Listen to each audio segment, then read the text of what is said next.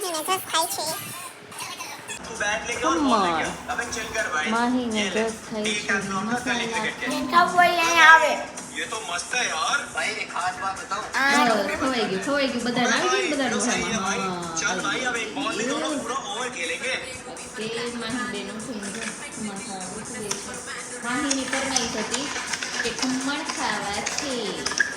એટલે દાદાએ લાવી દીધા ખમણ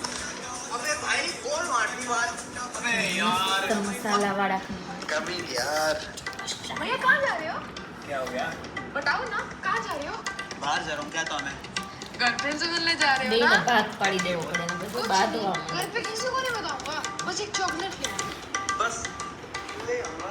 बताइए ना किसी को नहीं बताता यार હું થોડુંક મશીનનું કામ મશીને चाहिए किस लिए ને હવે પછી બસ થોડી વાર રહીને રસોઈ કરવા માંડશું હેર વોશ કર્યા છે તો હેર બહુ ભીના છે હજી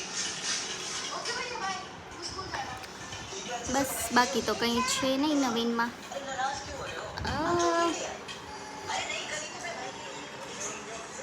બપોરે શું બનાવવાનું છે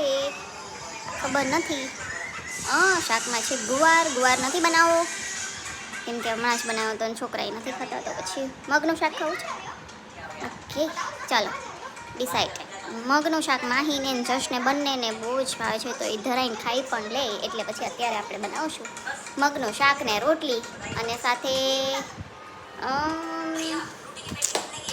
શું બનાવશું સંભારો મરચાં ઓકે તળેલ મરચાં ખાવા હે ચાલો તળેલા મરચાં જશભાઈ ખાય એટલે પતલા નાના મરચાં છે ને અને તળી નાખશું તો તળેલ મરચાં મગનું શાક અને રોટલી બસ આજનું બપોરનું મેનુ આટલું છે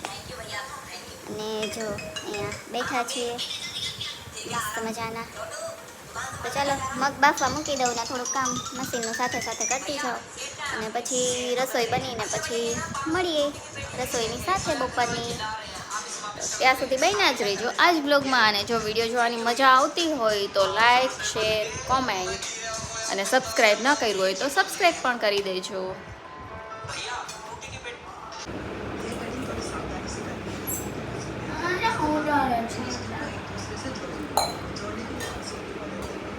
હેલો ગાઈઝ તો રેડી છે